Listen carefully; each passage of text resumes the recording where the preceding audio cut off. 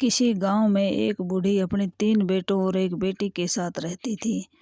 2 बेटे तो पढ़ने में बहुत ही अच्छे थे, लेकिन बीच वाला बेटा पढ़ने में होशियार नहीं था। उसका पढ़ने में मन नहीं लगता था। वह निकम्मा और आवारा था। जो नहीं पढ़ता उसको निकम्मा और आवारा ही कहते हैं, चाहे वह ना भी हो। बेटी की शादी करके विदा कर दिया था और 2 बेटों की भी शादी उस बूढ़ी औरत ने कर दी थी, क्योंकि एक बेटा डॉक्टर था और दूसरा इंजीनियर था। लेकिन जो तीसरा बेटा था उसके साथ कौन शादी करता, वह तो अनपढ़ गंवार था। फिर भी उस बूढ़ी औरत ने गांव की किसी लड़की के साथ उसकी शादी करके अपनी जिम्मेवारी पूरी की और उसको आशीर्वाद दिया कि बेटा तू अच्छे से कमाकर अपनी पत्नी का पेट भरना और अपना घर अच्छे से बसाना, तभी मेरे को शांति मिलेगी।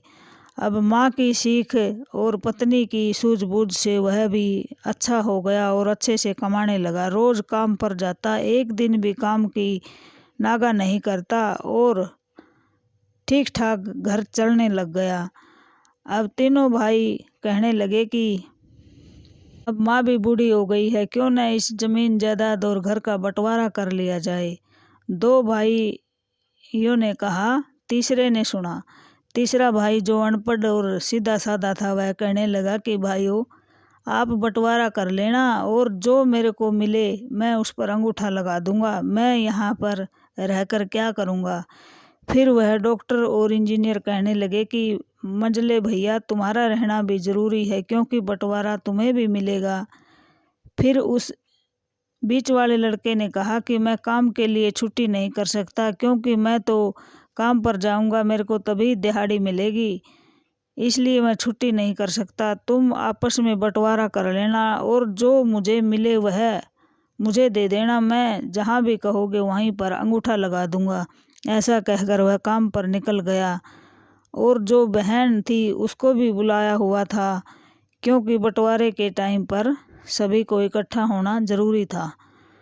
अब वह तो काम पर चला गया और दोनों ने बंटवारा किया कि जमीन जायदाद तो उन दोनों ने ले ली और घर बीच वाले लड़के को दे दिया।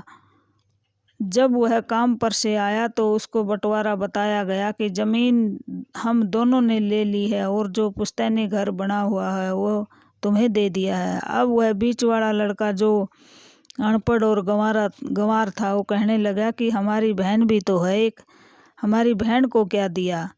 अब बहन कहने लगी कि भाई मुझे कुछ नहीं चाहिए। वह बहन भी अपने डॉक्टर और इंजीनियर भाई को तो बहुत मानती थी, लेकिन बीच वाले के साथ बातें भी कम करती और उसको कुछ भी नहीं समझती थी, क्योंकि वह थोड़ा सा कमाता और सोचती कि इसके पास देने के लिए तो कुछ है नहीं, तो इससे क्या बात करनी।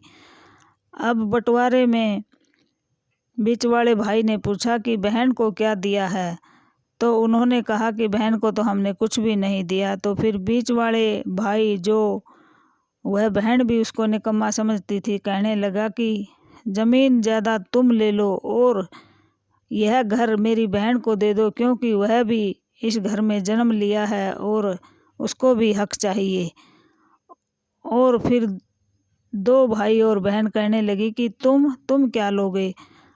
वह कहने लगा कि मैं तो सिर्फ माँ को लूँगा और माँ की ही सेवा करूँगा। अपना काम मुझे रोज़ाना मिलता है और मैं मेहनत बहुत करने लग गया हूँ। अब मैं निकम्मा नहीं हूँ और माँ की सेवा कर कर ही मैं अपना सौभाग्य समझूंगा।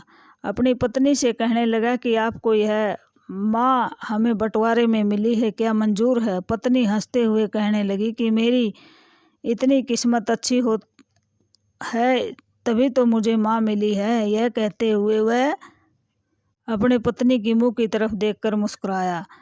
अब 2 भाई और एक बहन जो पढ़े लिखे थे, उनकी आंखों में से आंसू निकल आए और अपने अनपढ़ गंवार निकम्मे भाई को गले से लगा लिया और कहा कि हमारी डिग्री तो भाई रखी की रखी रह गई, असली डिग्री तो तुमने की हुई है, जो तुमने धन का लालच न करते हुए माँ को ही अपनी प्रॉपर्टी समझा और हमारी आंखें खोल दी। वह बहन जो बीच वाले भाई से बात भी नहीं करना चाहती थी, आज उसकी आंखों में से आंसू बह रहे थे और अपने भाई पर गर्व महसूस कर रही थी, क्योंकि उसने और उसकी पत्नी ने माँ की सेवा को ही जमीन जायदाद घर से ज़्यादा समझा और हंसते हुए अपने अनपढ़ गंवार भाई को गले से लगाया और गले लगकर रोने लगी।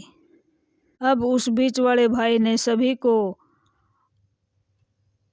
रोने से मना किया और हंसी का माहौल पैदा करके घर में दोबारा से खुशियां लाने की कोशिश की और फिर किसी ने भी बंटवारा नहीं किया और सभी हंसी खुशी से रहने लगे।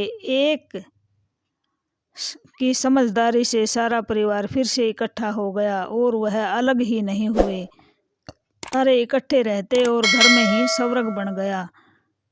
कहानी अच्छी लगी हो तो कमेंट्स करके ज़रूर बताना। धन्यवाद।